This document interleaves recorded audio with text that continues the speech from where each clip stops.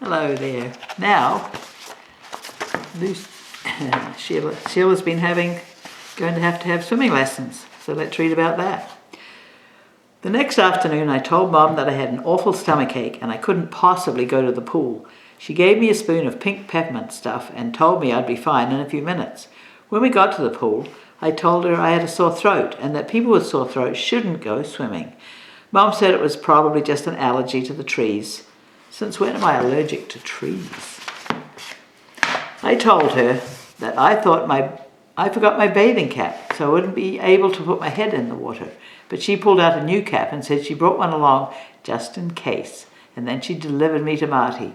He was waiting at the shallow end of the pool. I don't feel very well, I told him. You're just nervous, he said. Me? Nervous? That's very funny. I never get nervous. Good, I'm glad to hear that. It's much easier to work with a relaxed person than a nervous one. Do nervous people sink in the water? I asked. Oh, sometimes, Marty said, but I haven't lost more than 3 or 4. I stepped away from him. Hey, that's a joke, Sheila. I know, I said. Don't you think I know a joke when I hear one? Come and sit down at the edge of the pool, Marty said, lowering himself into the water. I'll get wet first. I wished there weren't so many people around. If I had to take lessons, why couldn't I take them in the middle of the night when no one could see me? Now, the first thing I'm going to show you is how to blow bubbles. Watch this. Marty put his face into the water and big bubbles came up. Soon he raised his head and said, You see, you just blow bubbles. It's a cinch. I told you, I said, I'm not putting my face into the water. Can't teach you to swim if you don't. Well then, I guess you won't be able to teach me. I stood up and started to walk away. Wait a minute, Sheila, Marty. Marty reached out and grabbed my ankle. Get wet first, before you make up your mind. My mind is made up, I said. Well, get wet anyway. I might get fired if you don't at least get wet. Didn't want Marty to lose his job because of me, so I walked down the 3 steps and stood in water up to my waist. Too cold for me, I said. I'll get pneumonia or something. I'm getting out. Sheila, this pool must be 80 degrees today. You're not going to catch anything. Marty scooped me up and started walking around the pool with me. I said, Put me down. You put me right down or I'll scream. If you do, everyone will hear it and look over to see what's going on. Is that what you want? I think he's a mind reader. I hate him. What are you going to do with me? I asked. Nothing. I just want you to get used to the water, to see that I'm not going to let anything happen to you. If I drown, you're going to be in big trouble. You're not going to drown. I already told you that. And since once you learn how to swim, you'll be able to save yourself. So there won't be anything for you to worry about. Who says I'm worried? I never worry, I said. That's swell, Marty told me.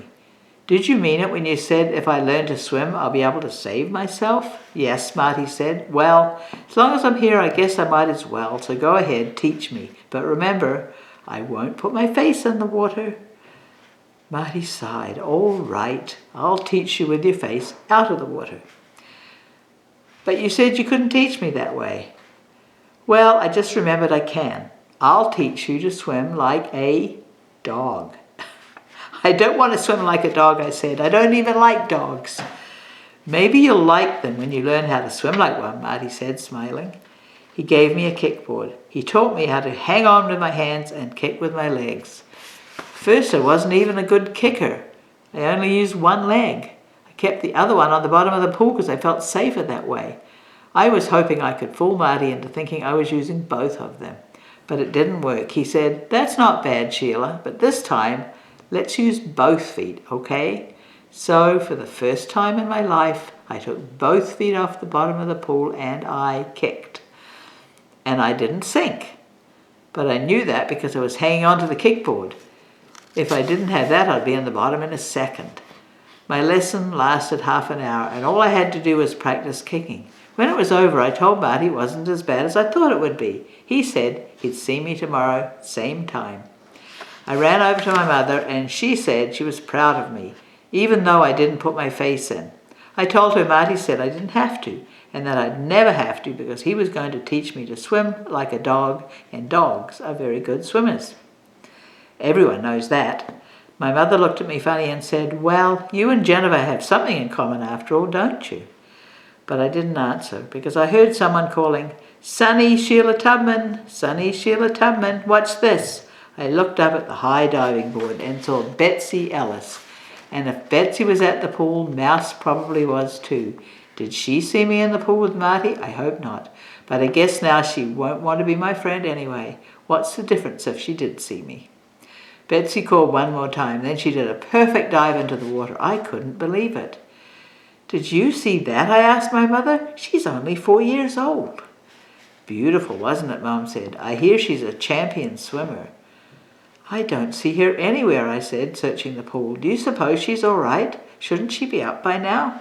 "There she is," Mom said, pointing. She swam right across underwater. I wondered if maybe Marty could teach me to swim like that. I could just see myself as a swimming champion. I would learn to do the most beautiful dives anyone ever saw. I would be able to swim back and forth in the pool at least 20 times without running out of breath.